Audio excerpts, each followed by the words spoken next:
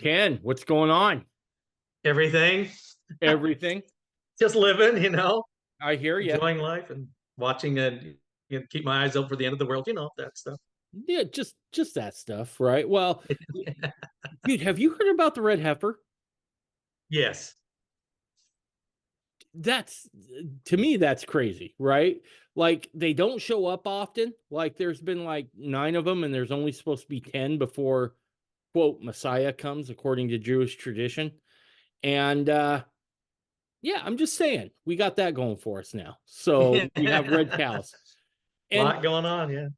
my first thought was, do they taste like normal cows? Like, I'm kind of intrigued now, right? Like That's your first.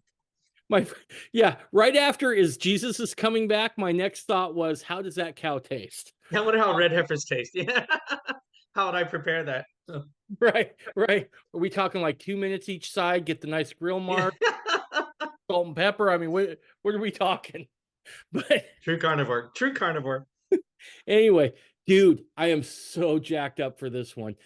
DNA in the Book of Mormon. So for for the longest time, believing Mormons have kind of been beat up over this issue a little bit, right? Oh, and it keeps coming back. Yeah, like people keep saying, show us somebody with Middle Eastern DNA here. And so Right, right. when you told me about this, I was like, oh, we got to do this one. We've got to do this one. So I remember the morning it first hit the papers that I was aware of. I was teaching elders quorum at the time. And I was preparing the lesson, and I got the Sunday paper, and the headline was "DNA proves the Book of Mormon false."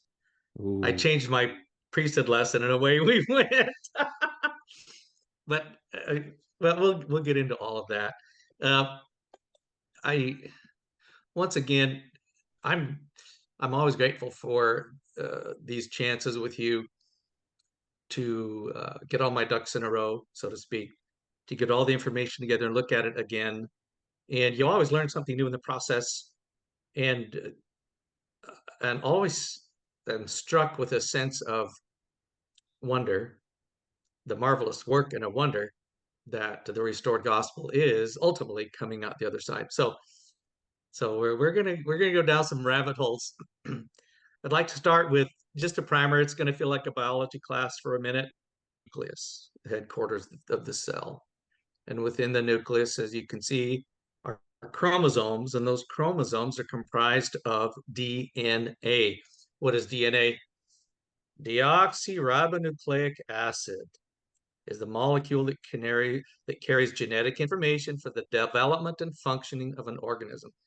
It's the computer code Right. that determines every aspect, physically, mentally, and otherwise, of who and what you are outside of behavioral traits that we are influenced within life. It's I've heard. made of two links. It's like a ladder that twists around, like a twisted ladder. The double helix is what it's called. DNA was first discovered back in about 1874 by this doctor who was cleaning up, saw some pus on a bandage and noticed some stuff on it. But the double helix hadn't wasn't identified until the 1950s, 1954, by Dr. Watson and a couple others, and they won the Nobel Prize. DNA analysis was first used for identifying perpetrator of a crime in 1986, to show you how kind No. of how recent it is. And we won't talk about uh, these four bases that create the rungs of the ladder. The sequence of the bases encode the biological information, such as the instructions for making a protein or an RNA molecule, which is the messenger molecule. The person who wrote this that I'm quoting here from the genome.gov then says this very, very interesting thing. Is there a more amazing molecule than DNA? It makes each of us who we are. The DNA from any two people is 99.9% identical, with that shared blueprint guiding our development, forming a common thread across the world. That's kind of neat to know. Yeah. The differing 0.1% contains variations that influence our uniqueness. which, when combined with our environmental and social context, give us our abilities, our health, our behavior. How can one single molecule contain so much mystery and wonder? Now think about it. Every cell of your body has this computer code, this genetic fingerprint that is responsible for making you who you are. Hmm. And there are no two of us that are the same. Now, a little more detail just to talk about the complexity of this molecule. So what you're seeing is a chromosome, which kind of shows you how the DNA is coiled around inside of it. DNA usually occurs as linear chromosomes in eukaryotes and circular chromosome in prokaryotes. The set of chromosomes in a cell makes up its genome. The human genome has approximately 3 billion base pairs of DNA arranged into 46 chromosomes. A gene is a sequence of DNA that contains genetic information and can influence the phenotype of an organism, which are its physical characteristics, Right. or all of its characteristics. This image here is a diagram of how the DNA cell replicates itself. Reading from left to right, it divides itself in half and then reassembles itself with another half, thereby creating 2 strands of DNA where there was just one. So not only is it super complex, the way it replicates is like a machine. I mean, look at all the parts and the processes involved. The things that we utterly take for granted. In humans, the total female diploid nuclear genome per cell, so one nuclear genome in one cell, extends for 6.37 giga base pairs. That's 6.37 billion Holy base cow. pairs. It is, if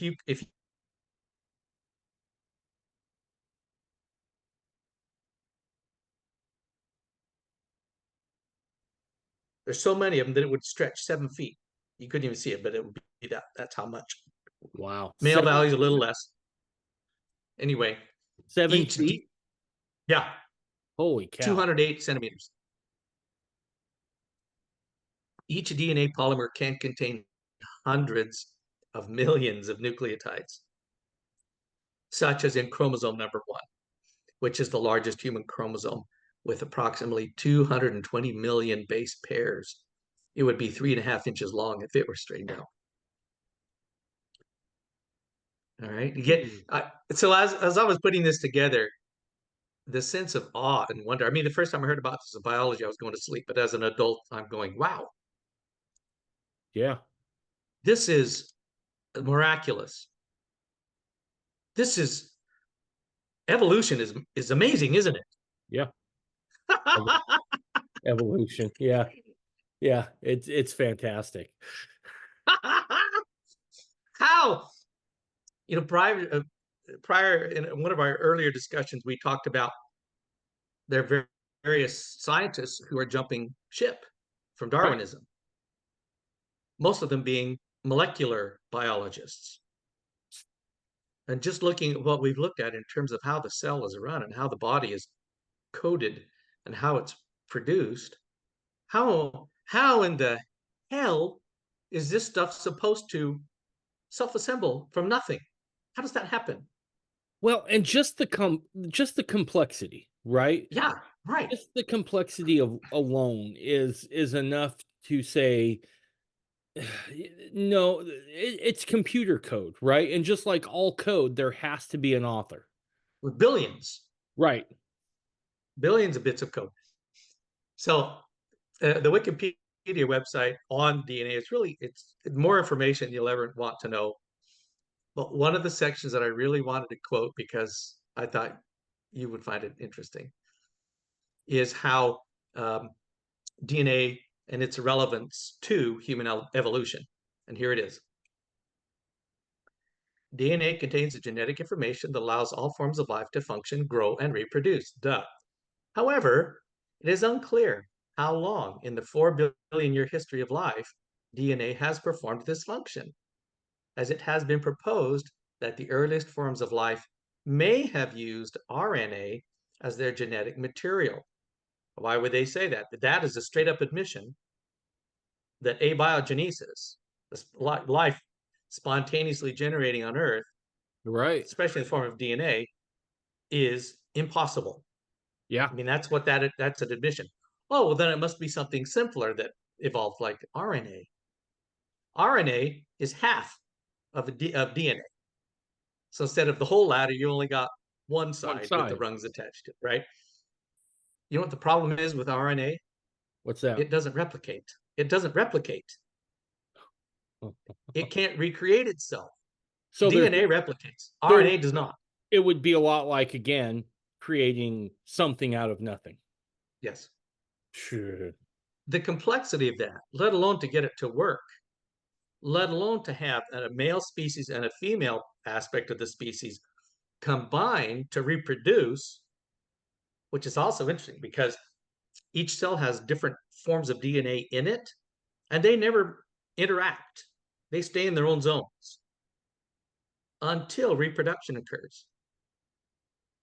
Only then does the DNA recombine the male with the female. Interesting.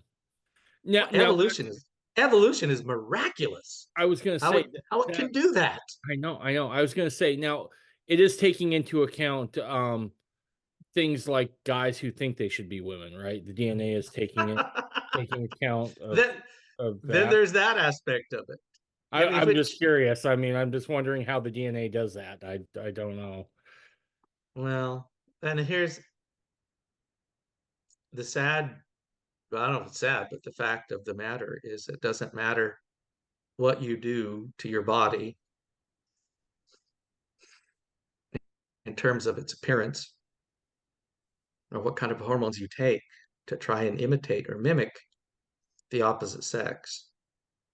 Um, every single cell in your body is either male or female. And that's not going to change. Wow, the hate that comes from DNA. Just the hate. Only two genders? Sorry. I mean, but that's a hard fact. And I say that not to condemn. I have good friends, dear friends, who are experiencing transgenderism. And it's a hard thing. And I have all the care and love that I can muster, that I have for these people. I really do care about them, and I don't have answers for them, but the the fact the sad fact for transgenders is you really can't change your structural cellular DNA makeup. You just No. can't. No, if you're born a guy, you're always a guy. There's no way around that. So Whether you getting back to how evolution addresses DNA. Well, so it must have come, RNA must have somehow done it first, which led to DNA. This ancient RNA world, where nucleic acid would have been used for both uh, catalysis and genetics, may have influenced the evolution of the current genetic code based on 4 nucleotide bases. However, there is no direct evidence of ancient genetic systems, as recovery of DNA for most fossils is impossible because DNA survives in the environment for less than 1 million years. This is amazing. The oldest bit of DNA that has been sequenced thus far is over 1 million years old. It survives that long from a woolly mammoth. Pretty crazy. We'll talk more about that. Here's my favorite part. Building blocks of DNA may have been formed extraterrestrially in outer space. Complex DNA and RNA organic compounds of life, including uracil, blah, blah, blah, have also been formed in the laboratory under conditions mimicking those found in outer space, using starting chemicals such as pyrimidine found in meteorites. Okay, so I'm going to put forward a crazy idea.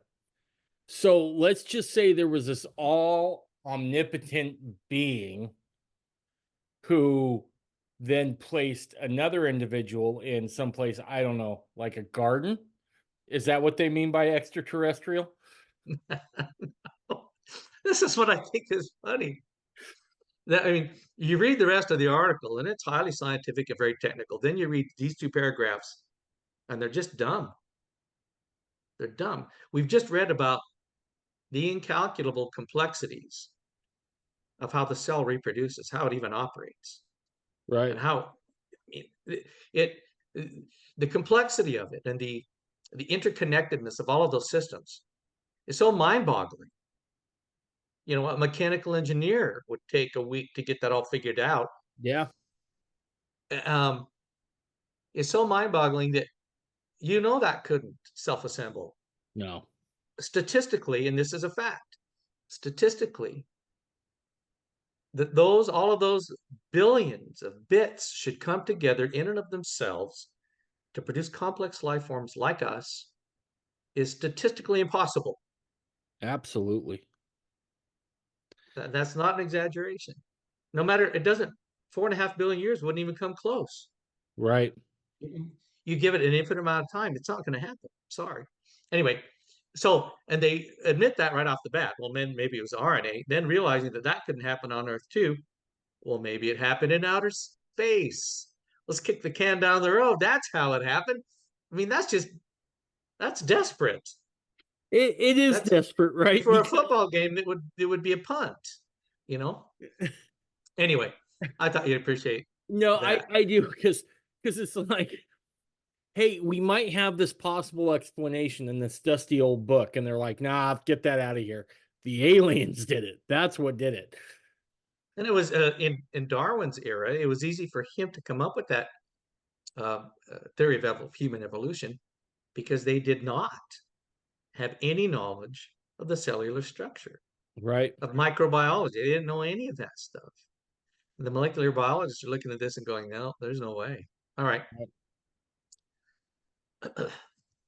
DNA profiling. Forensic scientists now can use DNA in blood, semen, skin, saliva, or hair found at a crime scene to identify a matching DNA of an individual such as the perpetrator. First time in 1986. This process is formally termed DNA profiling, also called DNA fingerprinting.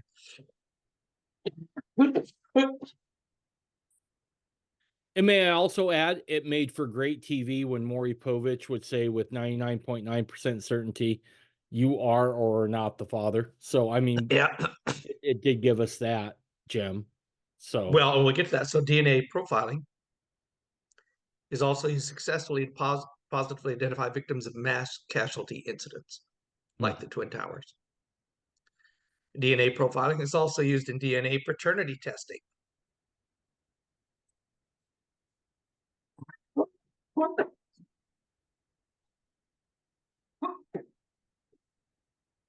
Pardon my asthma. It's all good. The probability of parentage is typically 99.99%. That's how accurate it is. But here's where the Book of Mormon comes into this discussion. Because DNA collects mutations over time, which are then inherited, it contains historical information. And by comparing DNA sequences, geneticists can infer the evolutionary history of organisms, their phylogeny, their physical traits. This can be used in studies ranging from ecological genetics to anthropology. Human migration, genealogical DNA testing methods have been used on a longer timescale to trace human migratory patterns. For example, they determined when the first humans came to North America and what path they followed. And we'll talk. Wow. Now, the science of that is not finished and probably never will be Right. in this life. But what we have is fascinating. For several years, researchers and laboratories from around the world sampled indigenous populations from around the globe in an effort to map historical human migration patterns. The National Geographic Society's Genographic Project aims to map historical human migration patterns by collecting and analyzing DNA samples from over 100,000 people across 5 continents. You want to see the map? Yeah, I do. There you go. It looks like a quilt. Okay. They categorize these DNA traits into groups called haplogroups, HAPLO, Yep. haplogroups. And they label them with the letters of the alphabet, starting with A. And the further into the alphabet you get,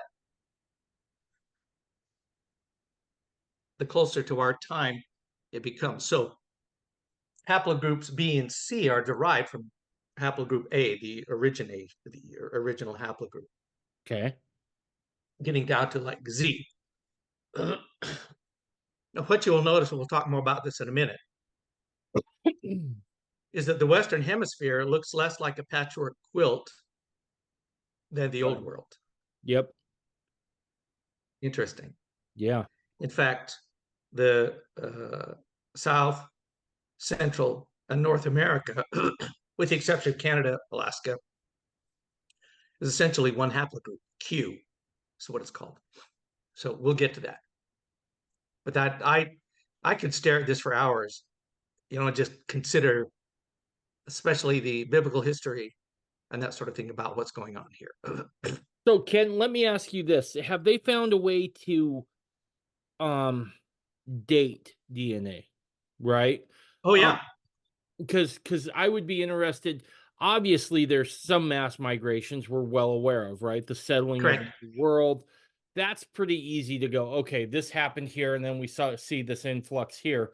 But anciently, can they date that DNA to say, okay, it's sometime between this date and this date?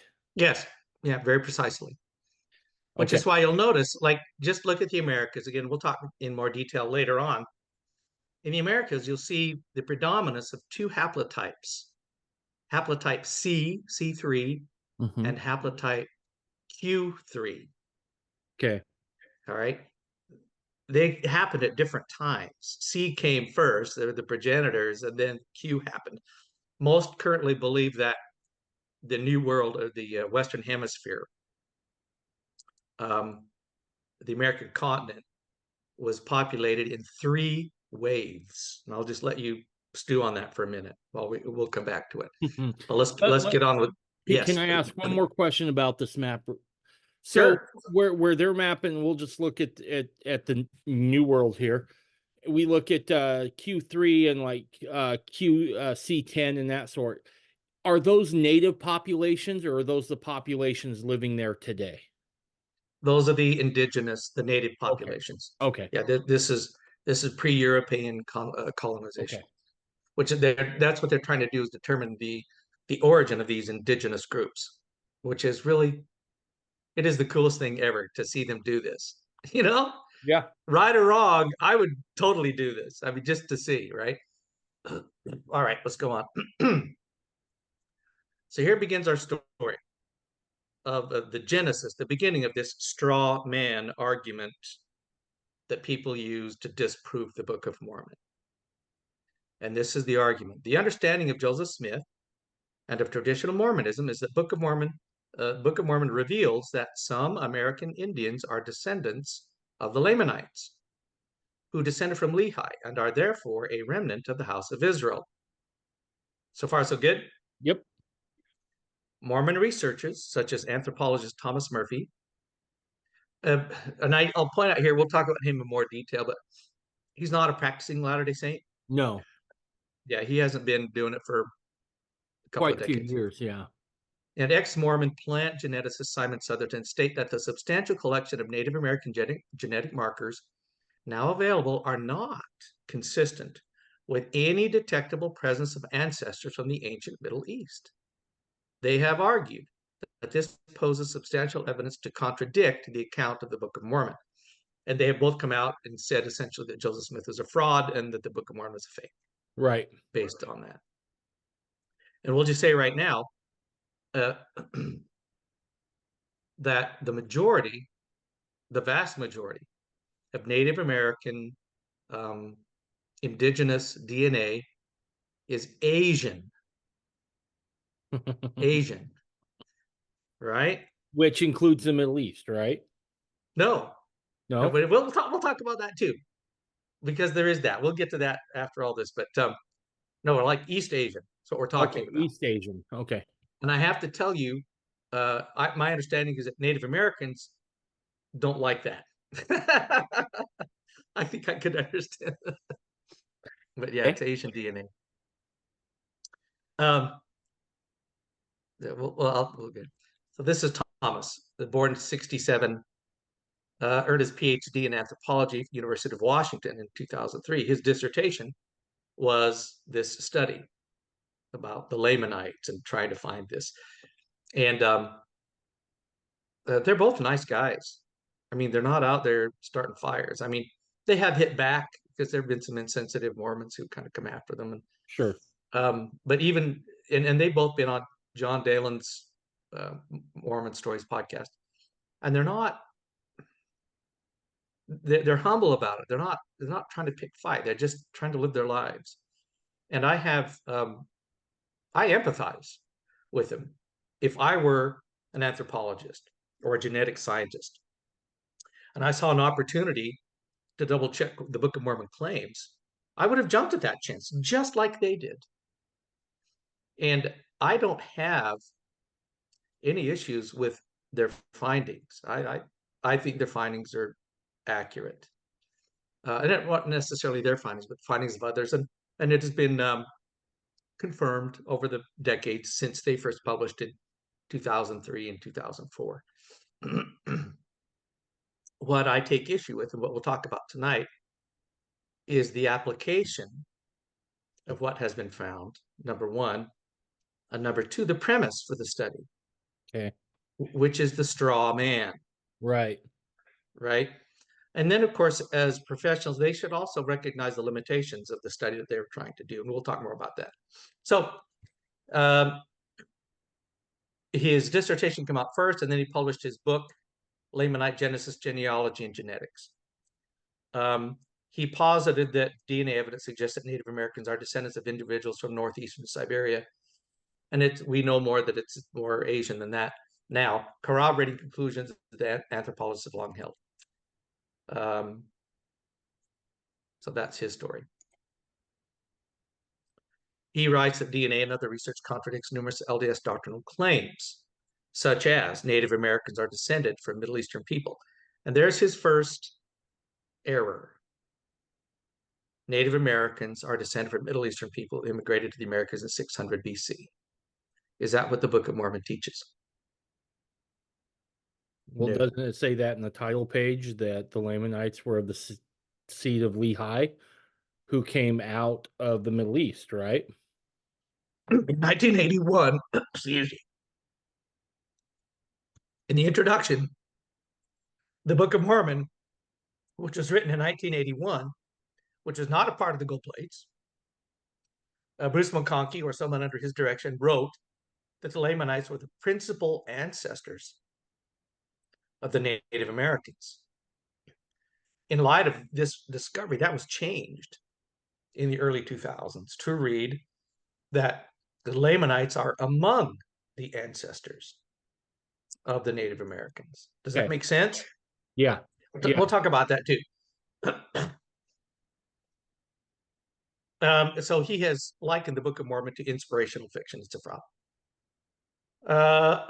His view of genetic research was expanded upon by molecular biologist Simon Southerton, a former Mormon bishop, with his study, Losing a Lost Tribe, Native American DNA in the Mormon Church, published in 2004.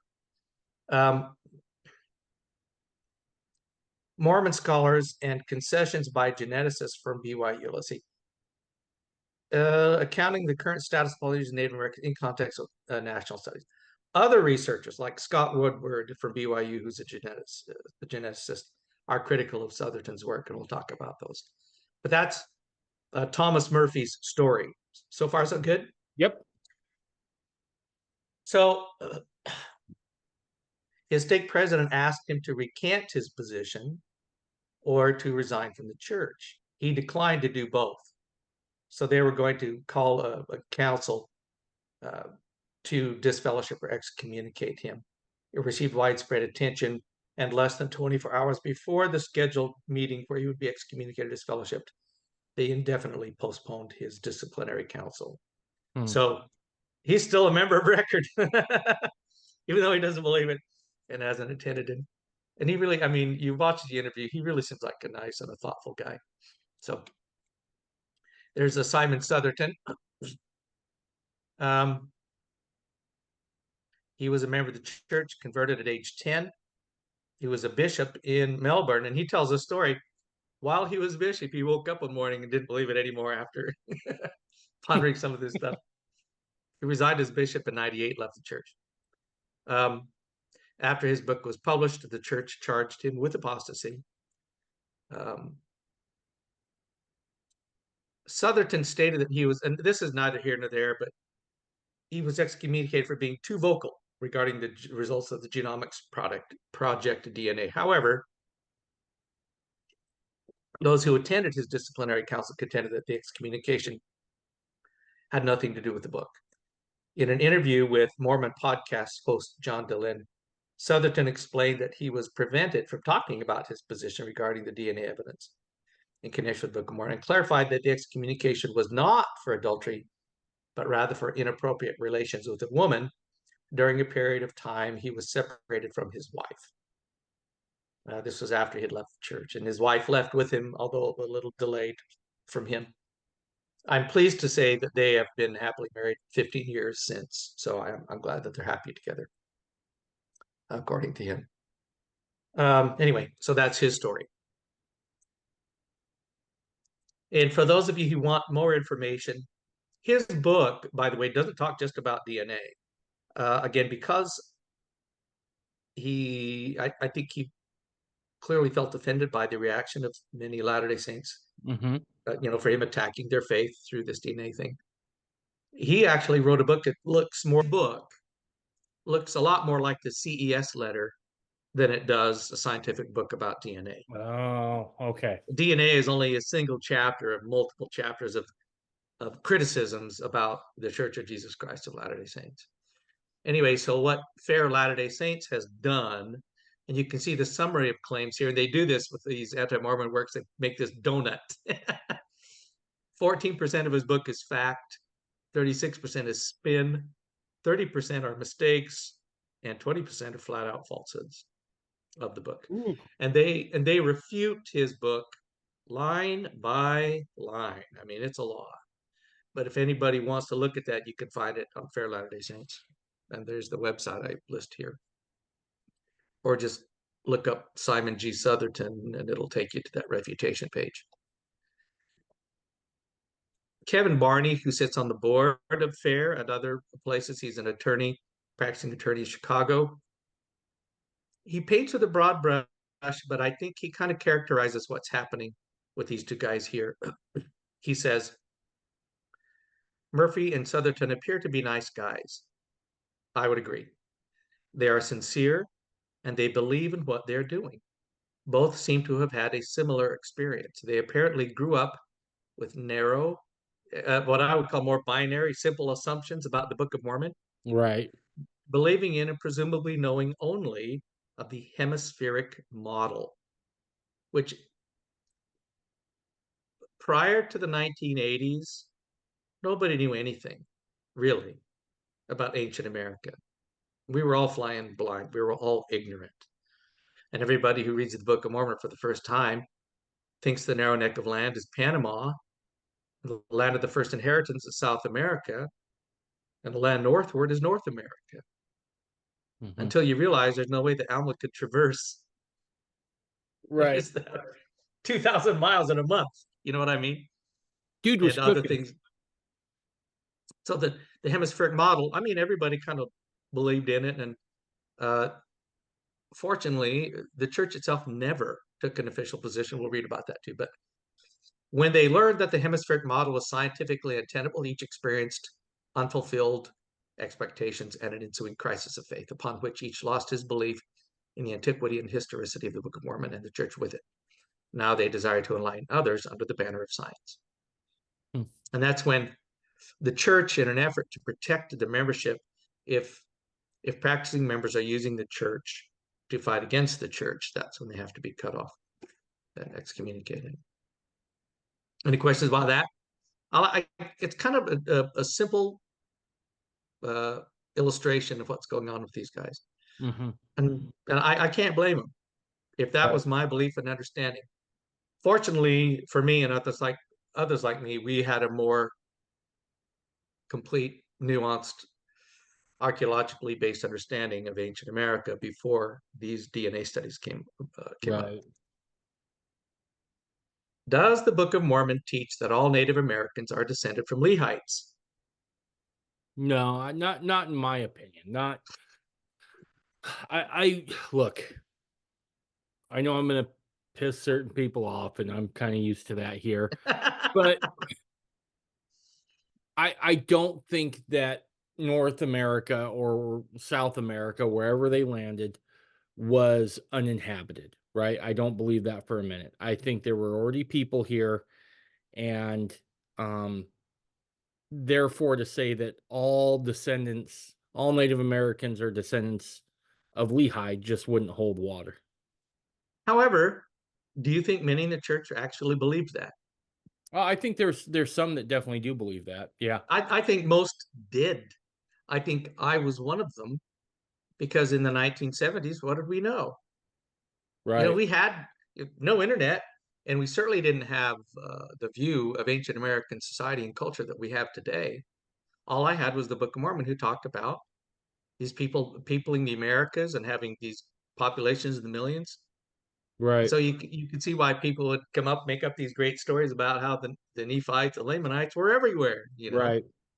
Um, so here's Dr. John Sorensen. He was the chair and founder of the anthropology department at Brigham Young University. I think history will look at this man and recognize him as being underappreciated, undercelebrated. 20 years. What I'm going to quote him saying, he said 20 years before Southerton and Murphy published their DNA stuff. Okay. 20 years. 1984, he said, one problem some Latter-day Saint writers and lecturers have had is confusing the actual text of the Book of Mormon with the traditional interpretation of it. The Book of Mormon explicitly, clearly teaches, unmistakably teaches, that at least two other groups of people had arrived on the American continent before Lehi. There were already people here. The Now, Mulekites were especially, one, right? but The Mulekites would have been one. that's right. But the other and the most significant, who arrived 2,000 years almost before Lehi, were the Jaredites. Hmm. And we forget them. They're just in this one book. Right. But they arrived right after the Tower of Babel, shortly after the flood, between 2500 and 2200 BC. They Yeah. had 2,000 years to roam this continent and to settle. And yes, the capital of their society, killed each other. But that by no means suggests that everybody who ever came over 2,000 years ago was dead, No. right? There's no way they could possibly know that, right? In any case, so I love what Sorensen says. They confuse the actual text with traditional interpretation. The traditional interpretation of some is that all Native Americans are Lamanites. In fact, Right. the early brethren, including Joseph Smith, routinely referred to Native Americans as Lamanites, Sure. right? Which genetically is not true. But in terms of being Native Americans, they just use those terms interchangeably. He goes on, for example, a commonly heard statement is that the Book of Mormon is the history of the American Indians. Is it? He says this statement contains a number of unexamined assumptions. That the scripture is a history is the common sense, a systematic chronological account of main events in the past of a nation or territory, that the American Indians are a unitary population, and that the approximately 100 pages of text containing historical and cultural material in the scripture could conceivably tell the entire history of a hemisphere, he says sarcastically. Gotcha. It's Let, not, it's no. It's not when possible. he's talking about a unitary population, he's Right. talking about a population that is the same, right? Right. Right. Okay. One solid unitary population. That is simply not true. Um, he goes on, here's the significant point for me. When unexamined assumptions like these are made, critics respond in kind. He was prophesying here. Critics respond in kind, criticizing not the ancient text itself, but the assumptions that we have made. So Okay. 20 years before Southerton and Murphy did this, he prophesied that it was going to happen. Right. And that's exactly what they've done. Right. They didn't attack what the Book of Mormon text is telling us. They attacked what many of us had come to believe. I think you bring up a good point here, and I forgive me, I'm slow, but I'm going to try to restate what you said here.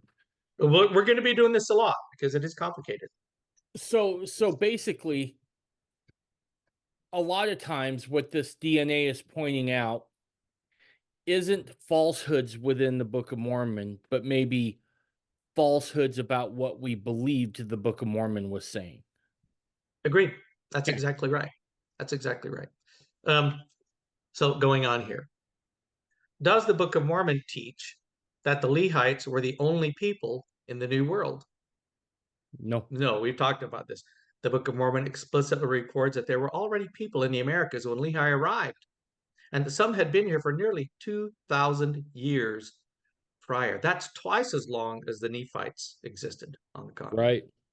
The church has never taught that the Nephite civilization was pan American. Right. At least as early as 1929, Anthony Ivins, a member of the First Presidency, prophetically stated the Book of Mormon teaches the history of three distinct peoples, or two peoples and three different colonies of people, who came from the old world to this continent. It does not tell us that there was no one here before them. It does not tell us that people did not come after. And so, if discoveries are made which suggest differences in race origins, it can very easily be accounted for and reasonably, for we do believe that other people came to this continent. Okay. That's pretty good, 1929, right? Right. Absolutely. So, and we'll talk about the implications of that and the implications of what the DNA really is saying. Okay. But now we need to take a step back and look at the limitations of historical DNA analyses. Okay. This is Terrell Givens commenting on this. Quite simply, DNA would be a relevant tool in the debate only if a number of extraordinary conditions were present. The science can get quite complicated, but the assumptions on which it is based are not. As Michael Whiting, a molecular biologist and member of a scientific review panel for the National Science Foundation, points out, at least 10 factors make the hypothesis of American Indian Israelite connections untestable, period. Hmm. You can't really test it. Number one, among these are the unlikelihood of the Book of Mormon peoples remaining genetically uncontaminated by any other peoples during their 1,000-year presence in this hemisphere. Time out. I'm gonna interject something here. Make sure I'm understanding. When he says uncontaminated, is he talking about like cross crossbreeding, if you will, with Right, intermarrying, yeah, sharing DNA. intermarrying is a better way. And the Book of Mormon explicitly teaches that. Yes. Yep. That And at the so time of Christ's coming, there were no ites. They yeah, were all one. right. And so if that's the case, right, then that answers another question. In engineering, specifically civil engineering, there's an old adage that the solution to pollution is dilution, right? Hmm, And so is there such thing as diluting DNA, so to speak, right? So absolutely. Yeah. over time, with all the intermarrying that's going on between Lehi seed and Mulek, the people of Mulek and the Jaredites, if they are intermarrying with other indigenous tribes, we would expect then to see, if I'm understanding correctly, that you're not going to get a pristine sample, so to speak, That's exactly Israeli true. DNA, right? And that is only the tip of this iceberg. Okay. Okay. Goes on. One would also have to ignore the effects of genetic contamination among indigenous populations that doubtless occurred in the 15th centuries after Book of Mormon history ends. Okay. Okay, so the Book of Mormon history ends 400 AD. That's another 1100 years before the Europeans show up. I mean, it's not going to remain pristine over that time either. Okay. Thirdly, one would also have to know precisely who among the vast American Indian populations of today are the descendants of what the Book of Mormon calls Lamanites. The very small size of the founding genetic pools and the shifting genetic identity of the Middle Eastern host population also present challenges to experimental validation, meaning, how do we know what 600 BC Middle Eastern DNA looked like? Okay. That's a good point. Yeah. Talk about genetic mixing. I mean, the Middle East has just been this campaign sweeping through it. I mean, for 3,000 years, Right. 2,600 years. Well, Now here's the other. Here's Go ahead. I was going to say, just think about it in the last 100 years, right? Yeah. You have the Jews going back to Israel, right?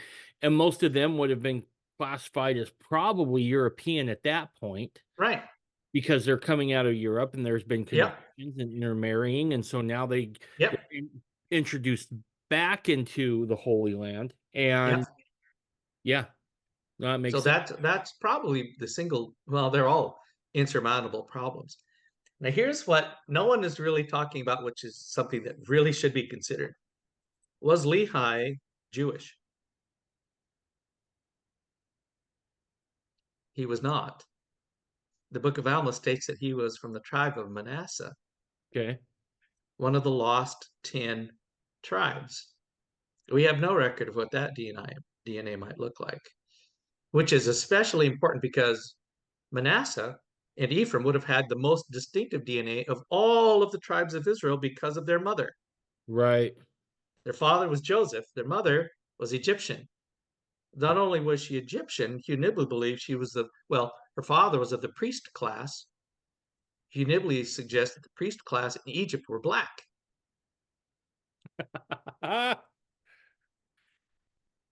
So, right? So Right. what was if the northern 10 tribes had already been carried away, what was Lehi doing in Jerusalem? Well, of course he had fled. Well, or his predecessors had fled to escape that, right? So Okay. he had a home in Jerusalem and he had an ancestral home up further north Okay. of Jerusalem. But that's also significant. He's not Jewish. He's not of the tribe of Levi. So he's not a Cohen. It couldn't, even if they had a pure genetic line of the tribe of Judah or of the tribe of Levi, it wouldn't necessarily apply. In fact, it Right. would be quite distinct because of Asenath, Joseph's wife.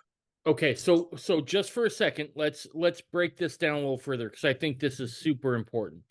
Because when you start talking about Judaism, I do believe at some point there was a bloodline, obviously. I believe that there still is, a little bit of that's ethnocentric, right? If you will. And then Okay. there is kind of the cultural aspects of it, right? Yeah. Yeah. Just like you would see people, because there are converts into Judaism, right? Correct. And so Lehi, by every sense of the word, could be a practicing Jew, but not necessarily of Israelite lineage. Is that kind Right. of Well, understanding? okay. So he is Israelite because he's one of the 12 tribes, Right. and he practices Judaism, which is the name of those who worship Yahweh, Right. right? But he is of the tribe of Manasseh. He's Israelite, but he's not Jewish. Okay. Israelite, but not Jewish is the tribe of Judah. okay. But he would have still, because in the Book of Mormon it talks about him keeping those customs, right? He offers sacrifices in the desert Correct. and all those things. Correct. Okay. Anyway, and I This don't know if gets this is what you're mentioning complex. earlier, Like but we're about a half hour in, and my mind's already blown a little bit here, right? Breaking down the complexity of this. it gets much worse or better.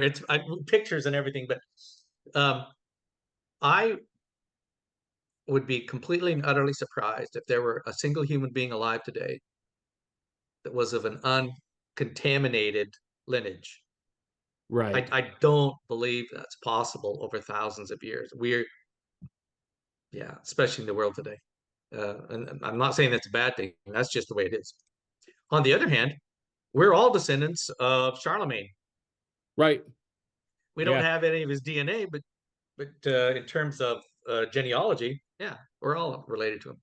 In that sense, Native Americans are probably all descendants of Lehi.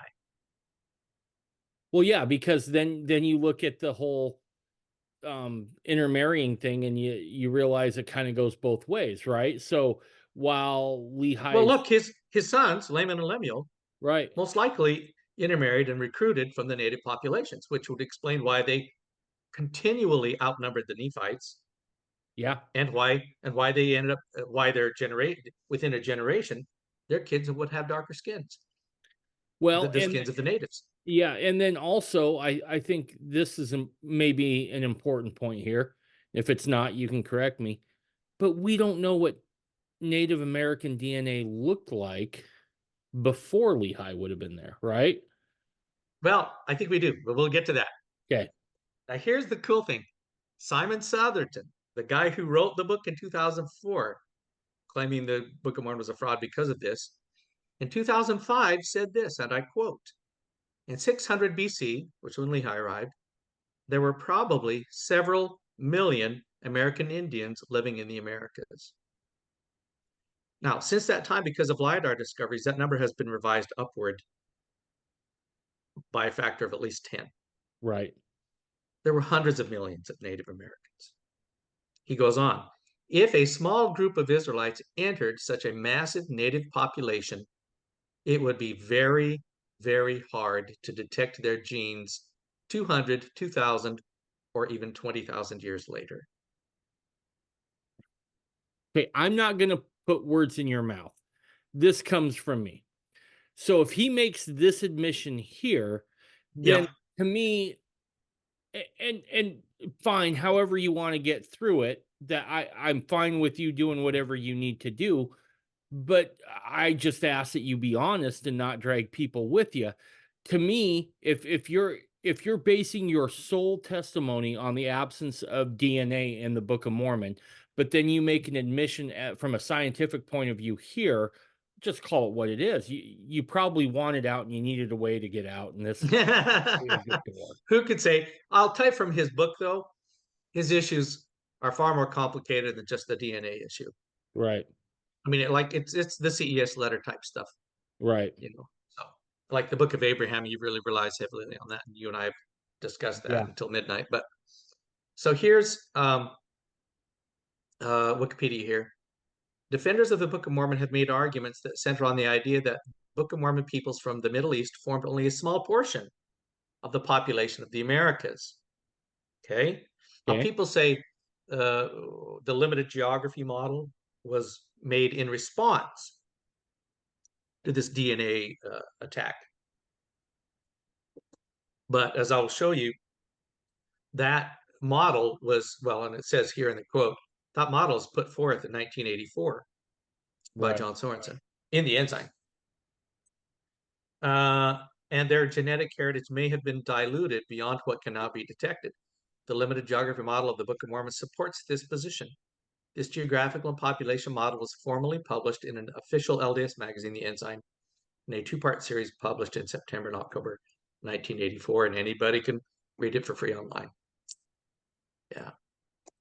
Hmm. People, when they talk about John Sorensen, someone once described him as that he inhaled the Book of Mormon. That guy, and I knew people who were his home teachers, Right, talked about intimidated. That guy, he he knew the Book of Mormon so well, inside and out, and probably had all 600 geographical references in the Book of Mormon memorized. His work, stunning. Up until the point that he died a few years back. But an early American setting for the Book of Mormon, an ancient American setting for the Book of Mormon, came out in the early 1980s. He was so far ahead of everybody. We're still catching up to him. Here's the other issue. It's called a population bottleneck. which is the loss of genetic variation that occurs when a natural disaster, epidemic, disease, massive war, or other calamity results in the death of a substantial part of a population. These events may severely reduce or totally eliminate certain genetic profiles. In such cases, a population may regain genetic diversity over time through mutation, but much of the diversity that previously existed is irretrievably lost. Could Hmm. we think of any of those circumstances regarding the Native Americans? Well, if you follow the Book of Mormon, the Nephites sure did dwindle in numbers, right? So yeah, you would expect with that kind of war that whittles a population down that much, that's the perfect environment here that I think is being talked about. Yeah, the term for that is called genocide. The Nephites were extinguished, hunted down, even after the record was finished. Of course, we know that 400 years earlier, they were all one. But when they began to distinguish themselves as Nephites and Lamanites after that, it had nothing to do with their lineage. Right. It had to do with, are you a believer or are you a non-believer? Right. You're right. That's how it started. But still, that's a significant calamity happening to that population. In addition to the catastrophic war at the end of the Book of Mormon, the European conquest of the Americas in the 15th, 16th centuries touched off just such a cataclysmic chain of events. Right. As a result of war and the spread of disease, many Native American groups experienced devastating population losses. One molecular anthropologist observed that the conquest squeezed the entire Amerindian population through a genetic bottleneck. Wow. He concluded this population reduction has forever altered the genetics of the surviving groups, thus complicating any attempts at reconstructing the pre-Columbian genetic structure of most New World groups. Hmm. Approximately, now this is the crazy part, approximately 90% of the Amerindian population died out following contact with Europeans. Ooh. Most, most of this was due to infectious disease against which they had no defense.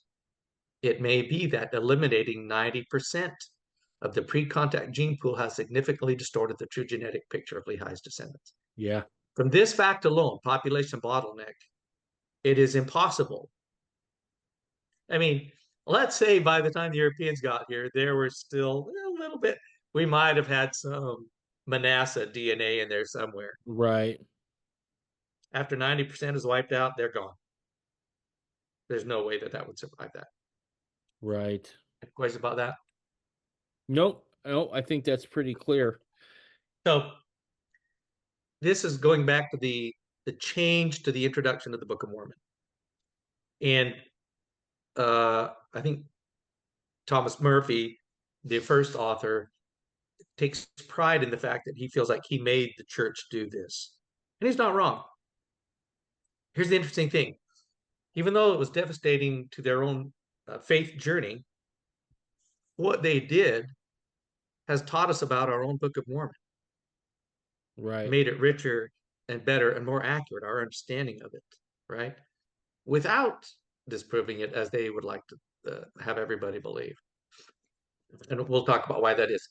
When the introduction of Book of Mormon was penned in 1981 under McConkey's direction or by him personally, it reflected the popular view that the Book of Mormon was about the origins of Native Americans across the whole hemisphere, and that ancient Lamanites were the primary ancestors of modern Native Americans.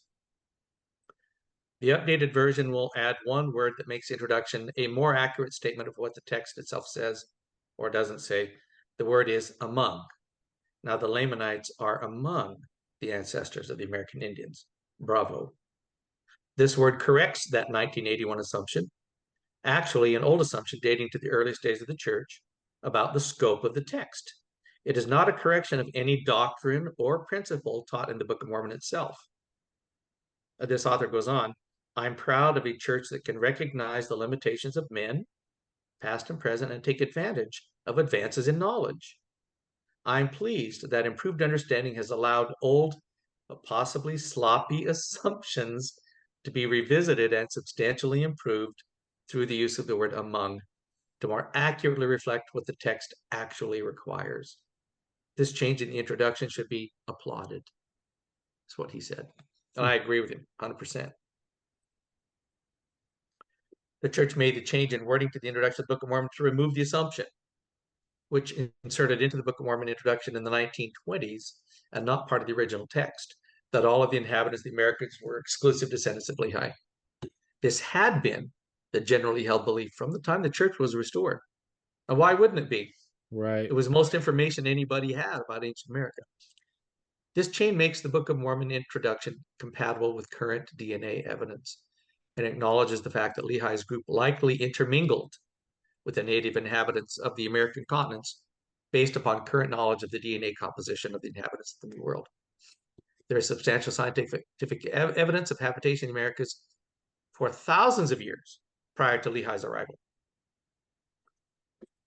If Lehi had any descendants among Amerindians, then after 2,600 years, all Amerindians would share Lehi as an ancestor, even though his DNA didn't survive. Even if, as is probable, the Lehite group was a small drop in a larger population ocean of pre-Columbian inhabitants, Lehi would have been an ancestor of virtually all modern-day Amerindians, if any of his descendants married into the existing New World population. Okay. That's just genealogy at work. Right. So, oh, I love this. I wish everybody could see this photograph on this slide. They can go to That Rumble. They can go to Rumble. They can see it. The Olmec, which most Latter-day Saint scholars associate with Jaredite civilization because their dates coincide exactly. Mm-hmm. The Olmec ancient American civilization predates the Maya. They're the progenitors. Right. And the capital of their culture was in southern Mexico. This and we have very little of what they wrote, almost nothing, but we do have much of their artwork that remains. You know, those giant heads Those that you see giant heads. pictures of. Yep. All right, those were the Olmec. This is a mask, a stone mask, jadeite, made of jadeite, depicting a very accurate Olmec / Jaredite face. Wow. It's gorgeous. And it's very, very accurate. I mean, it's like you're staring at the person. And they are clearly Asian. Yeah. I love that. According to the Book of Mormon, this is Wikipedia again. The Jaredites were a group of people that left the old world after the fall of the Tower of Babel. Some Mormon researchers believe that Jaredite survivors of the war that destroyed their civilization, as described in the Book of Ether, could be ancestors to some Native Americans. John Sorensen was saying that in 92. Some writers theorize that American Indians received their Asiatic genetic heritage from the Jaredites. Interesting. That's what Nibley taught in 1988. And on the slide, I have the sources there. This is what Ken Peterson personally believes. That when we say that Native Americans predominantly are Asian in terms of their DNA, that's a reflection of Jaredite ancestry. Interesting. Okay. And I'll tell you partly why I believe that. Okay. Partly because of this mask and other artwork like that. That the Olmec, whose chronology parallels that of the Jaredites almost exactly, were clearly Asian. I mean, judging by this mask and the rest of the artwork. So not only does their DNA point that out, but their physical aspects also are obviously Asian. Now, Ken. That mask is so beautiful. Yeah. And let me finish this thought real quick. And where did the Jaredites come from? They were at the Tower of Babel. Right. They prayed that they could stay together and keep their language unified. And then what did they do? They went east. Okay. And the Tower of Babel presumably was near Turkey. You go east from Turkey, where are you headed? China. That's right. Into Asia, East Yeah. Asia. And they were probably not the only peoples to do that. Right. And who knows, they probably had people that were with them that stayed in Asia along the way while they continued on across the Pacific. Okay, Right. what were you going to say? So there are pictures of Olmec heads that don't necessarily look like that mask, right? Well, If they're a bit distorted. They're a bit fatter. I mean, they're just big fat heads, and because as I looked at those heads, I was like maybe more Pacific Islanders, right? They Well, which guess and guess what the DNA of Pacific Islanders is? Asian, Asian, Asian. right? Yeah, So that same genetic material would run right through that. right, right, This mask is stunning. I still, when I just stare at it and go, that it's like they're standing right in front of me. It's crazy. Genetic diversity and population structure in the American landmass is also measured using autosomal AtDNA microsatellite markers genotype, sampled from North, Central, and South America, and analyzed against similar data available from other indigenous populations worldwide. The indigenous American population show a lesser genetic diversity than populations from other continental regions, just like we saw on that map. right. It's kind of a homogenous thing. Now, is that because they were the only people there predominantly, or is that because of genetic bottlenecking? All right, it could be some Right. of both. While their overall strongest affinity for other populations is observed for East Asian people, observed is a decreasing genetic diversity as geographic distance from the Bering Strait occurs, as well as a decreasing genetic similarities to Siberian populations from Alaska. So the further south you go in the American continent, the more homogeneous it looks and the more different they are from the Siberian DNA. The overall pattern suggests that the Americas were colonized by a small number, I love this, by a small number of individuals, an effective size of about 70, which grew by many orders of magnitude over 800 to 1,000 years. Ooh.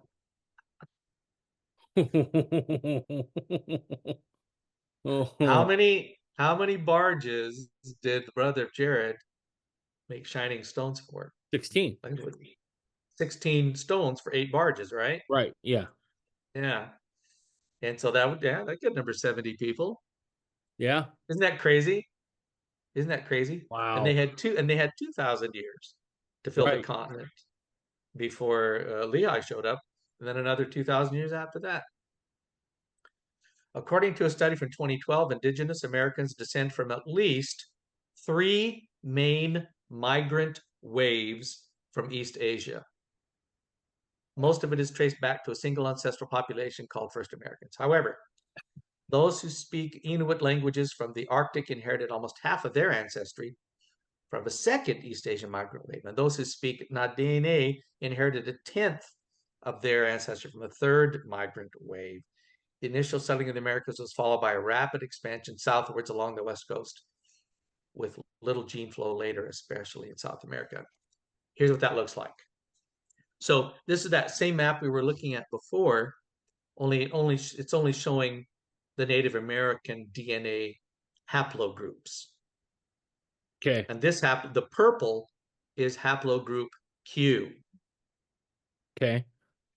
And as you can see, as they were saying, as you proceed southward along the coast, you see that it just gets more and more purple. Right. Now, here's the interesting thing. The yellow color represents haplogroup C, which never really goes into the southern U.S., Central America, and South America. What this shows me, and I've read other articles that indicate that this haplogroup Q didn't expand northward, extreme northward at all, meaning that it's quite possible that they didn't go through Beringia, the Bering Strait, but that it was a trans-Pacific crossing, a transoceanic crossing. It would have to be Pacific because they were Asian Right. that brought them to the United States and they spread southward and northward. And when I look at that map, that's what I see. Right. And what does that describe? That describes the path of the Jaredites. Okay. Because they went east, which would have took them through China. They would have hit the Pacific at some point and Yep, then made that journey across. that's right. And landed. And if the Olmec, the center, the heart of civilization was southern Mexico, just north of the Yucatan, where their final battle occurred. Um, that's presumably where they might have landed, on the Okay. west coast, southern Mexico. Anyway, I think it's beautiful. Now, regarding these three waves, haplogroup Q chronologically is the latest, so they would be the latest population to enter the Americas.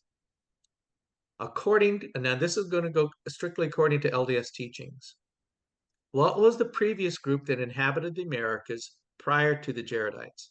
Would have been the Mulekites, right? No, the Mulekites came just about the same time the Lehites did. Okay. Okay. Fall of Jerusalem. What group inhabited the Americas according to LDS teachings before the Jaredites? Adam and his Right. posterity. I was gonna say Adam and Eve, right? That's it. Isn't that crazy? Yeah. Now, before that, they're going back to pre-Adamites, the Clovis people, the cavemen, Right. right? Those go back 12 to 18,000 years. In Ken Peterson's view, they are unrelated. Even though, I'll put that on pause. Um, and that there was the last extinction event on record, according to archaeologists, happened at 12,000 BC, Mm-hmm. right? At the end of the Ice Age, which destroyed many species like woolly mammoth, saber-toothed tiger.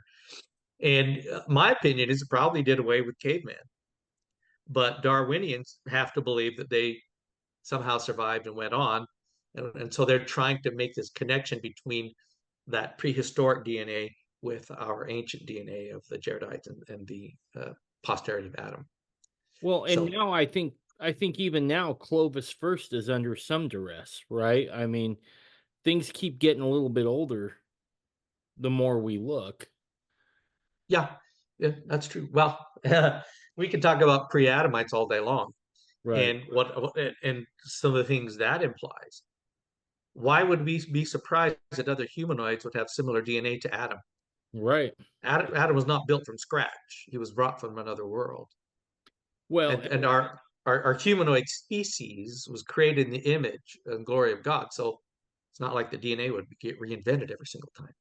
or yeah, and if there's pre-Adamites and some of Adam's seed mixes with their seed, Well, I see that's another possibility, one that I don't believe in. I believe that the earth was void and without form when Adam was placed upon it because it had been erased by the extinction event of 12,000 BC to right. be prepared for this last creation that would fill the measure of its creation, as opposed to previous worlds on the earth that did not fill the measure of their creation and were destroyed to be made Gotcha. over again, ultimately in preparation for this great and last dispensation.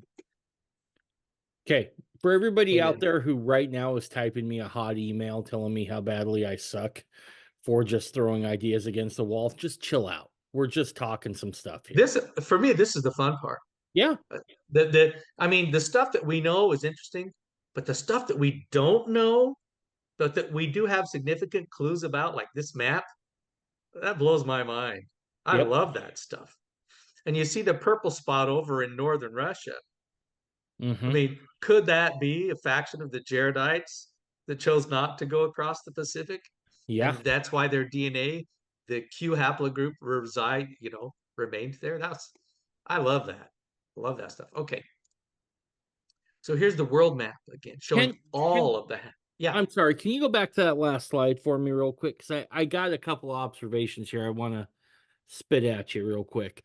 So my thought is if there was a if there was a massive flux of migration from the one purple area to the Americas, why don't we see some sort of trail that goes through there?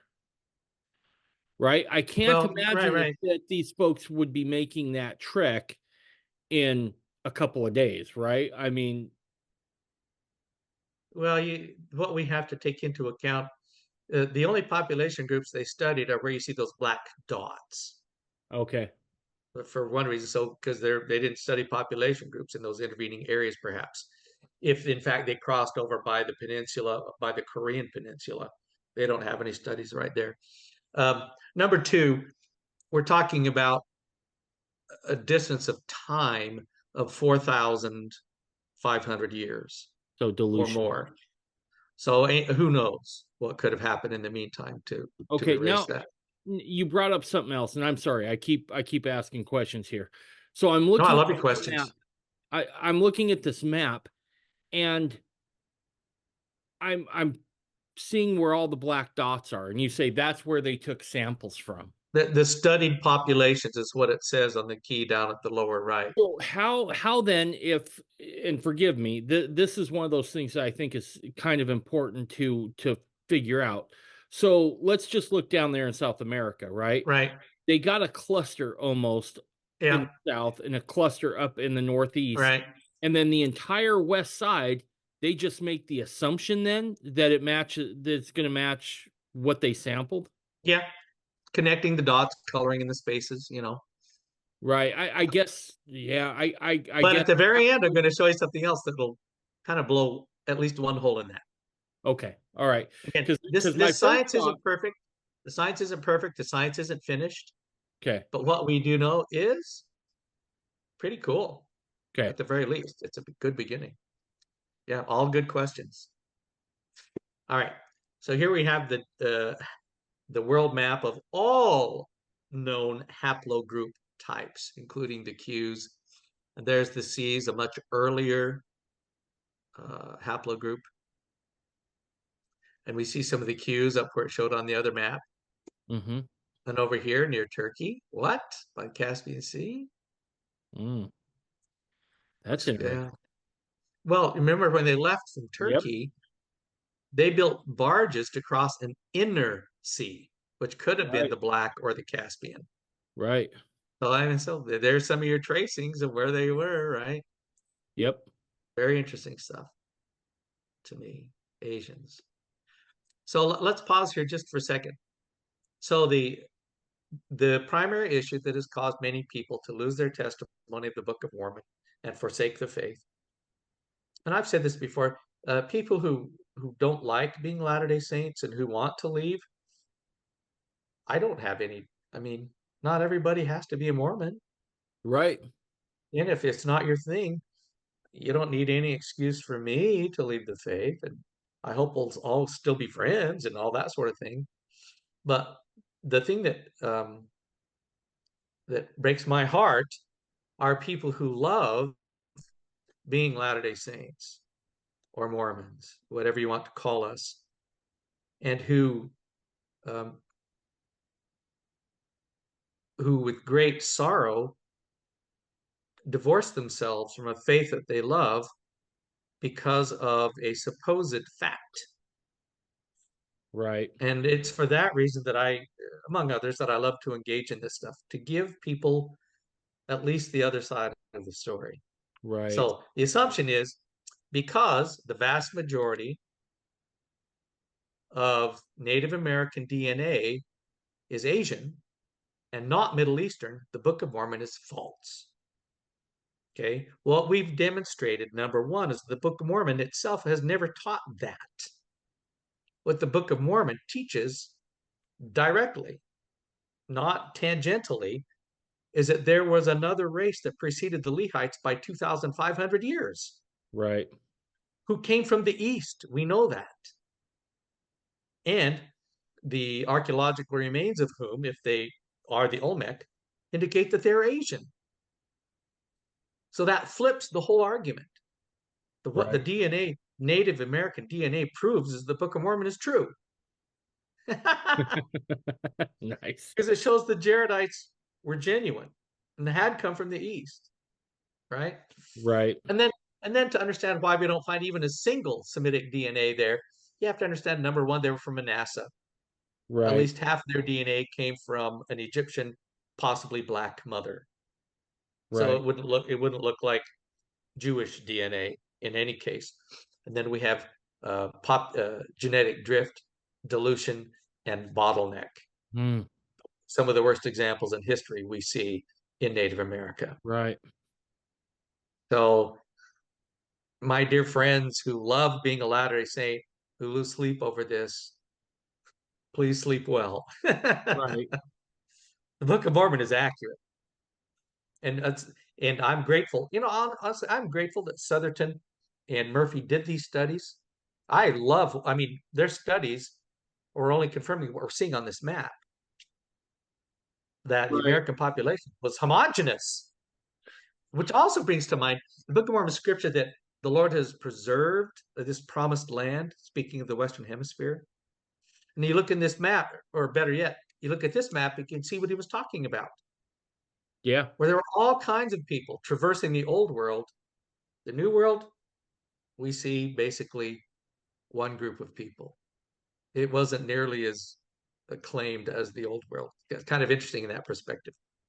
And I think this is one of those things where we need to really take a step back and understand the difference between exegesis and eisegesis, right? What we read into the scripture versus what it really says. Yes, we don't The think about the Book of Mormon in those terms, and we really should. the other thing that I will say is that we all come up with hypotheses, right? And Yeah, most of them aren't even stupid hypotheses. They're right, just right. they're just the straightest line, and okay, this makes the most sense, and here they are, right? Yeah. And sometimes what these studies can do, right? Even though I think in the case of Southerton and the other guy, I'm blanking on his name now, Murphy. Murphy. Even though I disagree with their what this data means, Hmm. right? It should give us an opportunity to pause and reflect and say, okay, so what is it that I read into the scripture versus what the scripture actually tells me? Yeah. And there's certain things that we as Mormons all know, right? For the most part. And those things we know. Everything else, I think we have to start getting real comfortable with calling an idea, right? Oh, Um, yeah, yeah. and the things that are confirmed to you by the Spirit, go with those. Um, Everything else, you may want to make sure that you're not tying your faith to an unstable anchor. Amen. Well said. That's exactly true. And speaking of Murphy and Southerton's work, I personally bear no grudge against them personally. And they seem like really likable people and sincere people.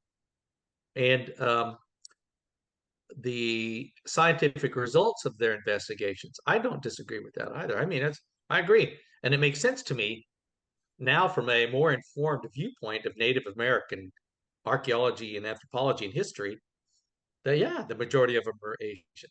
I don't have a problem with that at all.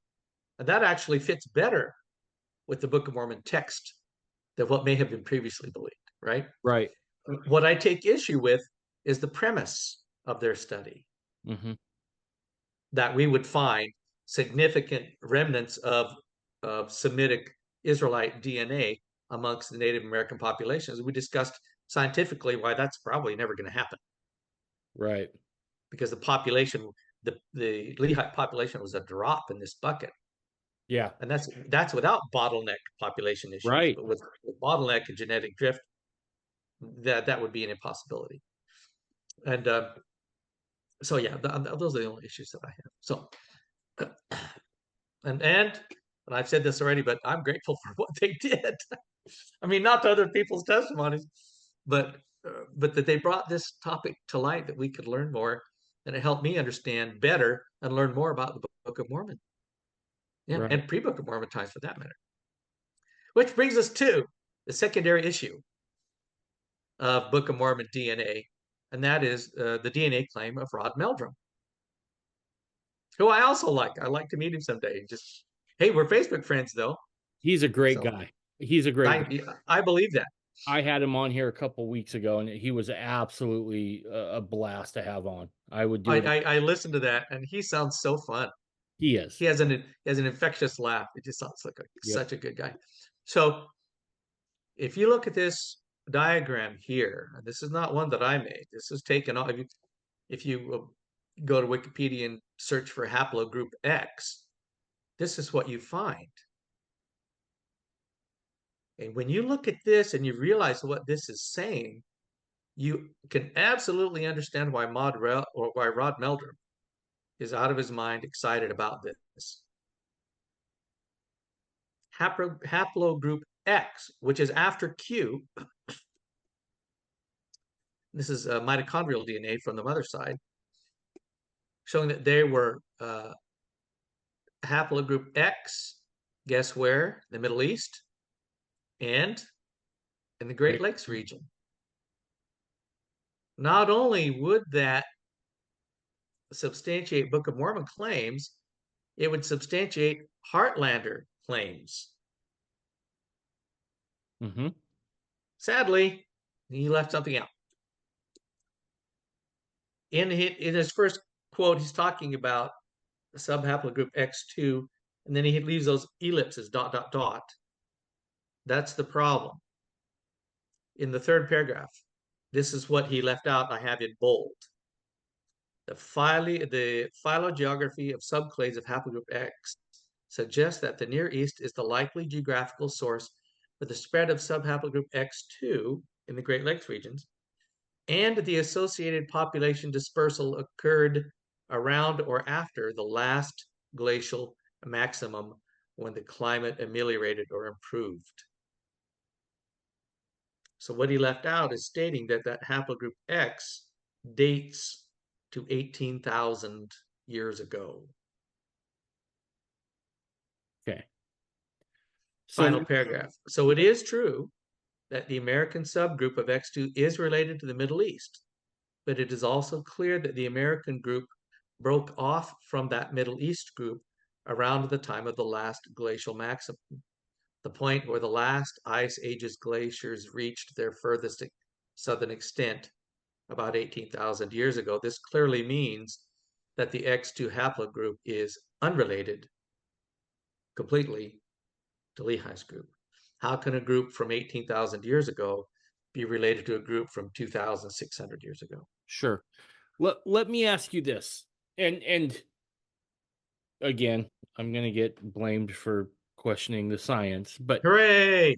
how how certain are we that we can date this accurately? I suppose there are always questions, and the dating, their carbon dating is one way. The genetic dating is done by turning the clock backwards. You can these mutations that identify one haplogroup from the other happen at intervals that can be calculated back in time. Is it foolproof 100%? Nobody can say, Okay. but it has proved thus far quite accurate. So I don't think it's to answer your question. I don't think it's possible to answer it in 100%, Sure. that it's 100% accurate, but I don't have reason necessarily to doubt it at this point. Okay. Okay, so the science is still unsettled for the most, it sounds like. I wouldn't say it's unsettled. I would say it's the best we have, and it's reliable enough that we continue to utilize it. So, and now if the difference in time was 1,000 years or 2,000 years, I would be more inclined to accept this Rod's claim. Okay. But the fact that the difference between Lehi and this haplogroup X2 is 16,000 years, I mean, that's not even close. So, Okay. yeah, that's a harder thing to say. Okay. Still interesting. Still interesting, though. Yeah. Who was a pre-Clovis population? Why were they at opposite sides of the world? Who would Right. want to know that, right? Yeah. So we've told you about the main haplogroups that we know about and what science currently knows about them. Recently, there have been two what we call outliers, DNA outliers in ancient America. In November 2013, Nature published a discovery on an Upper Paleolithic Siberian site linking Western Eurasians, so that would be like around Turkey and that sort of thing, Hmm. in the Middle East and Europe to the indigenous Native American population. What? So Okay. they could be that. Native Americans and Western Eurasia. Let's see. According to the study, the genome sequence showed distinct genetic markers that are unique to the indigenous Native Americans and Western Eurasia, Hmm. but with no relation to East Asians. The study indicates that between 14 and 38% of Native American ancestry may originate through this gene flow. So now this upsets the apple cart again. Right. Is this what we've been looking for in terms of Middle Eastern DNA? Our findings are significant on two levels. First, it shows that Upper Paleolithic Siberians came from a cosmopolitan population of early modern humans that spread out of Africa to Europe and Central and South Asia. Second, Paleo-Indian skeletons like bull women with the phenotypic traits atypical of modern-day indigenous Americans can be explained as having a direct historical connection to Upper Paleolithic Siberia. So there's an outlier group, and it doesn't give us a good date. But that's interesting. Study indicates that 14 to 38% of Native American ancestry may originate through that gene flow. Wow. Holy cow. Go back to that one real quick. I got another question here. Oh, that one right there. This one here, and it's in that lower paragraph where it says first it shows that upper Paleolithic Siberians came from a cosmopolitan population of early American humans. Of early modern humans that spread out of Africa to Europe and Right. Central and South Asia. Yeah, how would they know that? I don't What know. are they Cosmopolitan, are they it, using the word cosmopolitan the same way we use it, meaning civilized. civilized? So we're talking about a civilization, right? Yeah, Hmm. and I don't know how. And I wish there were more detail there, but is it because of the circumstances of finding the remains, clothing Right. and possessions, and who knows? That was my question. What's making them say that this was a cohesive societal unit, so to speak? That's a very good question. I wish I had the answer for you. Okay. This one's cool. In 2021, very recent, South Americans share ancestry with the Oceanian populations that is not seen in Mesoamericans or North Americans. When I read that, I'm like, wow, things couldn't get more confusing. So there's a population, and you can see the color code, the dots, the burgundy and the red dots. Right. What are Australians and Indonesians doing in Central South America? Right. Cool. Of all the weird things. Well, So and clear. then if you look like there's like one like way up over by India on the Yeah, coast, yeah, yeah. right? And it's like, okay, so how in the hell and do we have some sort of reference of time on this? Do we know how long this group has been in these Yeah, four I'm spots? sorry. I don't have that. I'm sorry. Ugh. Isn't that Yeah. isn't that interesting? I mean, so clearly there are things happening in the world and in the Americas that the Book of Mormon has absolutely no knowledge of.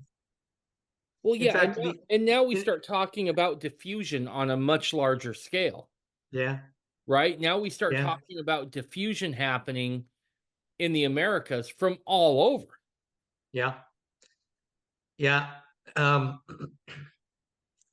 and this is a thing we need to point out about the Book of Mormon. The Book of Mormon is only capable of telling us about the people around the authors, Right.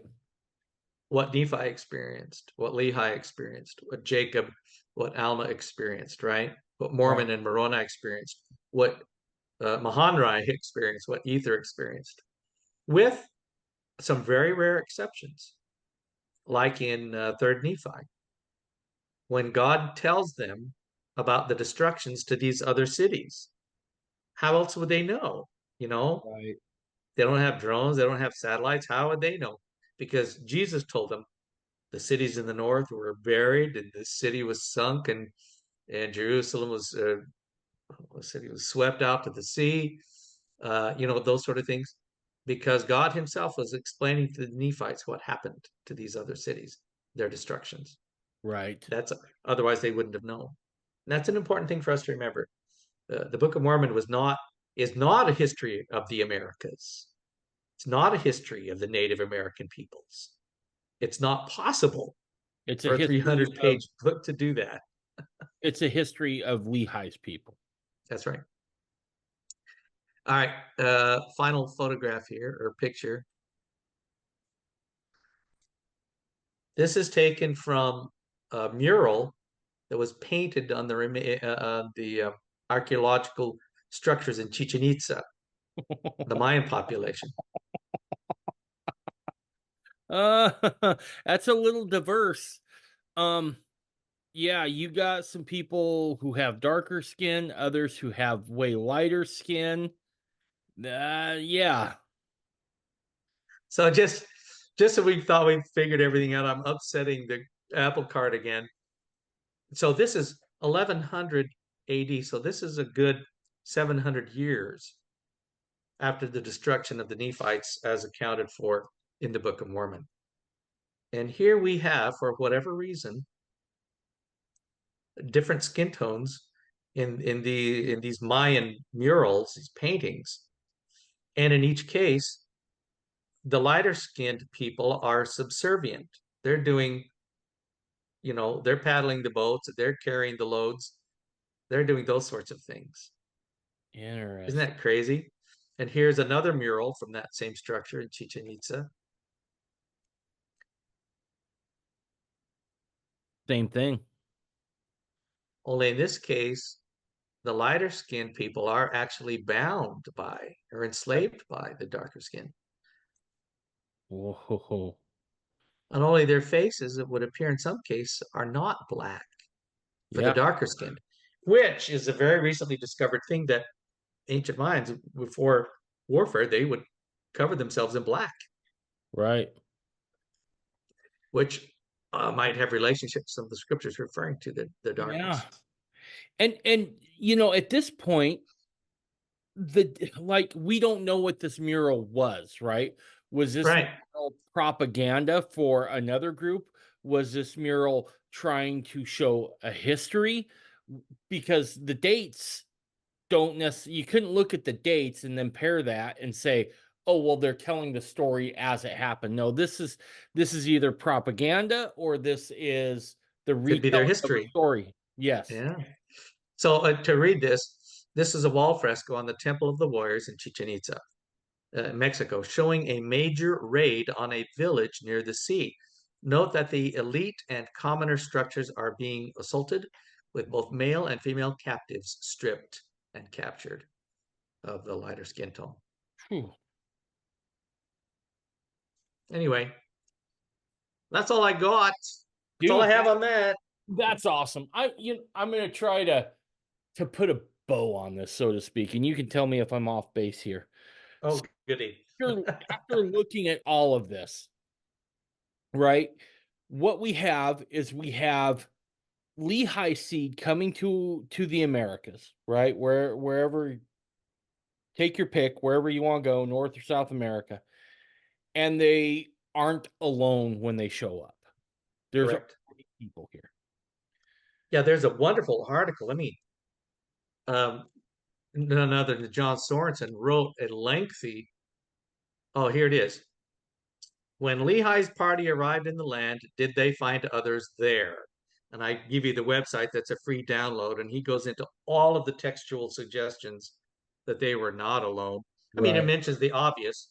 It teaches the Mulekites are already there, and the Jaredites had been there for 2,500 years, or 2,000 years, 1,900 years. right.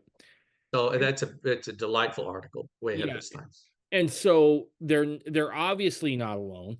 There's probably indigenous populations here, right? Yep, Maybe even before the Jaredites, possibly. possibly. You know what Right? Ken Peterson thinks? Do you care what Ken Peterson thinks about that? I'm always care what Kim thinks.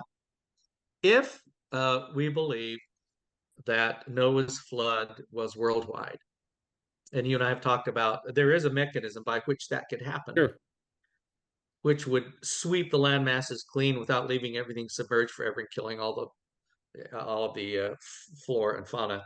It'd be a massive worldwide tsunami Right. triggered by an asteroid impact or in the Younger northern polar regions, whatever. In any case, if that were true, North America would have been wiped clean of any previous inhabitants, which right. would have been the Adamites, you Right. know, the sons and daughters and the The pre-diluvian flood. the offspring of Adam and Eve, Yeah. right? Which is one reason. There are a couple of differences between the the Jaredite migration to the New World and the Lehite migration to the New World. The Jaredites had to build an ark like Noah's. It was built just like Noah, so it could be submersible. And not only did they have to bring seeds, they had to bring all these animals with them, and they had to bring bees with them. Why did they have to bring the desert? Why did they have to bring bees? Pollination. And and they also had to bring fresh fish, freshwater fish. They had to bring with them Right. because if what I'm thinking is true, possibly that the American continent had been swept clean by this tidal tsunami, it would have any freshwater fish would have been destroyed by the salinity of the tsunami, and it would have swept the continent clean of any bees, insects, and other life forms. Right. So any and all of the life forms that we have indigenous to the Americas today would have been those very things that the Jaredites would have of necessity brought with them: bees, trout, and that sort of thing. Has there been any research done on that to I see don't know. if certain fish or certain insects come from certain regions? Yeah, yeah, I don't know. that would be a trick. But anyway, so Lehigh seed gets dropped in here, and because they intermarry with the locals who are already here, Yeah, we expect to see some sort of um degradation, if you will. I hate using that term that way. right. I'm It's not degradation, but a dilution of their a dilution. Thank you. gene pool. Yeah, A dilution of their gene pool that way. Taking into account also that I think we may have been looking for the wrong thing, right? As you yeah. alluded to, Lehi's not Jewish, right? So we keep looking No, for Jewish DNA, whatever that looked like back or in even Levite, or even Israelite, right, and of all the 12 tribes, Manasseh and Ephraim are going to be the most distinct right, because of Asenet, the Egyptian, right. And their so mom. we're looking for the wrong thing to begin with. Right. And then we have all this intermarrying going on. Now, having said that, if there is all this intermarrying happening, then if if there's even a drop of blood, so to speak, of Lehi running in any of these tribes, probably all of these tribes at this point, then aren't they all considered Lehi seed at that point? Isn't Right. that the Yeah. promise? Genealogically speaking, I mean, you and I don't have any of King Charlemagne's DNA in us. Doesn't change the fact that he's still our ancestor.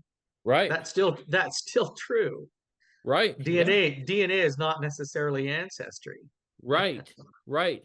And so it feels to me almost like just looking for a smoking gun in DNA may not be a good way of saying it could be good supporting evidence, right? Yeah, yeah, yeah. But I don't think it could ever be something where you could just say, okay, this rules out the historicity of the Book of Mormon now.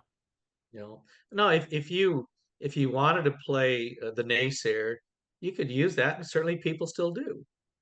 But they're assuming the ignorance of the people they're debating with. Right, You know, that we don't know better, that we don't know about bottleneck, that we don't know about genetic drift and genetic dilution over time, that we don't know about that stuff, or that we don't know that the Americas were completely. It looks like they were completely populated by people before Lehi ever even thought of going there, thousands of right, years, and that And that Lehi's little party of however many it was, what, 20 maybe, Okay. that drop in a bucket, 20 people amongst 100 million, you'd never find them again. Right. Right. Especially if they were all killed through genocide. Well, and really, you can think of two massive bottlenecks within the Book of Mormon just right off the Yeah, top of my head, right? yeah, There's probably some sort of bottleneck when Christ comes back, right? That yeah. le- That's true. That's true. that level of destruction, I can't imagine because it says in the Book of Mormon that it basically takes care of all the wicked, right? Like, Yeah, boom, yeah, done, right? And that's why yeah, they yeah, have that 400 years yeah. of just peace and tranquility. So, Well, at least 100 of them. The first 100 were great. right, right, and so yeah, yeah, that's more accurate. You're right, but anyway, so there's a bottleneck that happens there, and then a few hundred years later, there's another significant bottleneck Yeah, massive. in that genocide. So gosh, I feel like we just went a long way to say, yeah, I wouldn't expect to see a smoking gun one way or another off of this.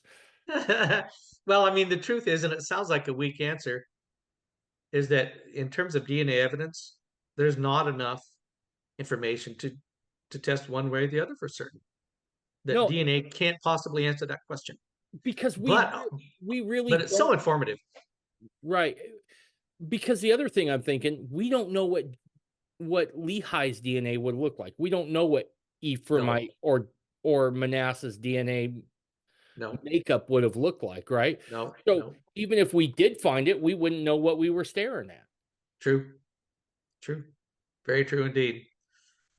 Boy, what a fascinating study, though. DNA is quite a wonder, and the fact that we can make any sense of it at all is Right. uh, endlessly fascinating.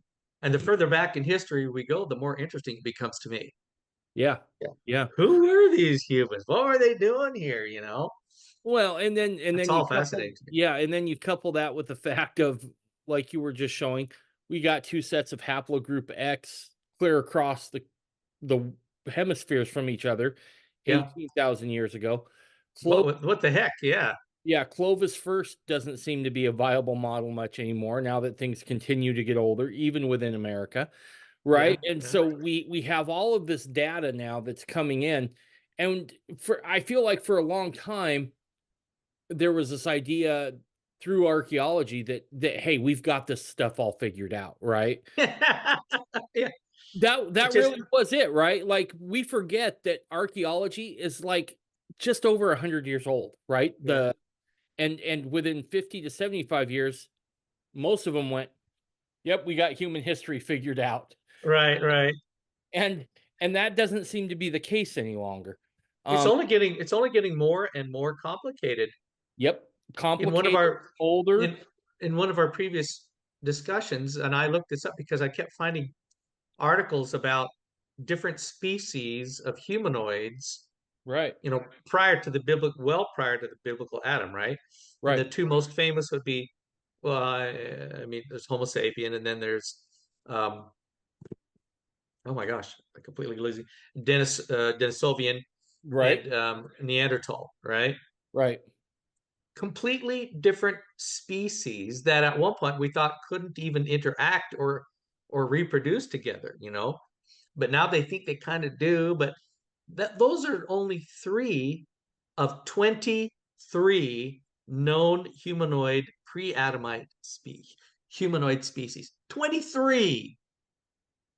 23 different humanoid species. What in the heck was going on? It was Well, like this humanoid party for 300,000 years. okay. So I'm going to make an admission now because some of my critics will like. So here's your gift for me. It's an early Christmas. You get to use this on me. Because of some extenuating circumstances, I'm not real my genealogy is tough. Yeah. So I thought it'd be fun to take one of those DNA tests. Oh yeah. And I'll be damned if some didn't come back like literally with like Neanderthal markers. Like, Oh, you're awesome. and I shared that with both Amber and Tanya, and they were like, That Yep. tracks. That makes sense. That tracks. Right? Like, That's awesome. but yeah, I'm so and yeah, like I said, I gave that just to my critics. There you go. Have fun with that. You can post all the stuff you want with that. But Oh, that is so fun. yeah, but and I want to say this too. We think we got some good capabilities now, but if there's anything that history has taught us when it comes to this kind of science is there's a good possibility somewhere in the future, if we last that long, Right. somebody might develop something else which completely overturns all of these models. Oh yeah, I love that. Yeah, I Right? love when that It, happens. 10, 15 years down the road, someone could have, make a discovery at like, oh, that completely changes how we read Yeah, all of. I'm I'm not only open to that, I anticipate stuff like that. Yes. That's what keeps it interesting to me. Yes. Whenever anybody says the science is settled, I tend to be like, no, it's not. That's the whole point of science. It's never settled. No, Um, it's true. It's not science if it's settled, right? exactly. Exactly. So Science is open-ended. yeah, yeah, and here's the other thing. I think this is one of the gifts of the restoration, right? Is to do what you and I just sat down and did. Do we know any of this for certain, Ken? I mean, Oh, it's all facts. If you ask me, I'm telling you, it's yeah. all absolutely true, baby. I'm But in all actuality, staking myself on it. yeah, in all actuality, I mean, we're making do with the best data that we have at the moment. But this is the Yeah, gift. yeah, I think this is one of the gifts of the restoration, right? Is that we can sit down and bounce these ideas around. But I think the most important thing in doing that is remembering that until you've had some sort of spiritual witness to some of these, an honest spiritual witness, they're just ideas, right? yeah. Of And there's course. nothing wrong with bouncing these. It's a tradition that is as Mormon as funeral potatoes, if not older, Well, right? Joseph Smith, that's one of his favorite things to do. I Yes, can't. What was the phrase that he used to theologize. to prove contraries? Okay, yeah, That's what he called it, to yeah, prove contraries. And he loved doing that. I mean, or as a friend of mine once said, if you're prepared enough to ask the right question, the answer can't be far behind. So if right. we're not probing and if we're not pondering, right? That's a loaded word. If we're not doing our own best thinking and seeking for these answers, let us let us receive truth, From wherever. no matter from wherever it comes from whence it comes. That's what that is. You're right. That's a great Mormon tradition from Joseph Smith himself. Yep, absolutely. So if And we're asking the right questions, right, and if it is God's timing that we should receive answers, we'll be prepared to receive it. We have to prime the pump. absolutely, Or God doesn't. absolutely. Was it McConkie said, God does not pour revelation into a vacuum, Right, right? right. Well, and we forget this whole thing got kicked off by a young boy asking some questions, That's right? right. And I That's right. don't think that tradition ends with Joseph Smith. Well, I want to go back and state one thing because, as we've talked about before, the geological record, the prehistoric geological record, shows mass extinction events, right? Sure. So Yep. we have these creations like the Okay. Cambrian period. Then we have a mass extinction event, and all that stuff disappears, and entirely new life forms suddenly spring up on the planet, right? I forget. There's the Triassic, Jurassic, and then we have the Cretaceous period, which was the last period of the dinosaurs. Mass extinction event. They all disappear. And then the Cambrian explosion, right? Now the Cambrian was way before the Way dinosaurs, right? before That that. was Okay. 500 million BC, and now we're talking dinosaur. The end of the Cretaceous was 65 to 70 million BC, and right after that, the tertiary, the KT boundaries, what they call it, whole new life form, mammalian life forms spring up and plant forms. And so the geological record, instead of being this continuous, small, gradual changes like they talk about, the Darwinists, it's not. It's like explosive creative periods, stagnation, extinction, a new explosive creative period with new life forms, stagnation. There's not any evolution going on. Extinction. So it's a repeated introduction of new life forms, Wow. as Eric Skousen would put it. And that is so stark in the geological record that anthropologists, archaeologists have a term for it, and it's called oh my gosh, it blew my mind.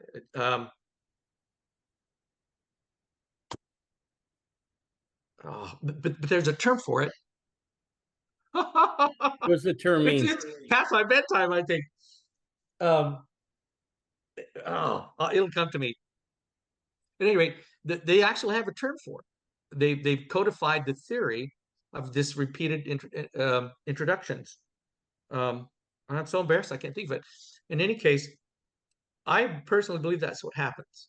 These mass extinction events are so profound and so catastrophic that I don't think anything survived, and God or somebody was preparing for a new creation, a new world. Um, in any case, so which would explain. So I would say that before Adam was placed on the earth, that the earth was again cleansed and prepared for the presence, Right. cleansed of the caveman and all that sort of stuff. And prior to that, Neanderthal. Prior to that, Denisovian. Could they have been on the earth at the same time? Why not? Right. But the real question, if there was this repeated introduction of new life forms, why would the humanoid species bear any resemblance to each other if they were from different worlds and time periods? Right. Yeah. Right? Good My question. question is, why not? Right? If we're humanoids created in the image and glory of God, why would that change? Now, yes, there are different species, but as we approach the time of Adam, those species appear more and more like Homo Right. sapien, like Adam. And so, why? And then, if Adam was brought here from another world, like Brigham Young has speculated, why would he not? Why would there not be that commonality in the Right. form of mortal man? Yeah. So that shouldn't surprise me or anybody else. No. No. Oh man, it's on the tip of my tongue. It's almost happening to me. Oh, I'm not gonna get it. It's all right. Uh, It's all right. Ken, as always, dude, this was good stuff, my man. oh, thanks. I was. This was a lot of fun. It was a lot of homework, but um, and really, I mean, I'd lose sleep, all this stuff rattling in my around in my brain, and trying to make sense of these migration patterns of these haplogroups and how that would relate to LDS teachings, and biblical history and all that sort of stuff. So it's been a delightful tour for me as well. Awesome. All right, man. Well, everybody, and we'll see you next time. Bye. See ya. Thanks.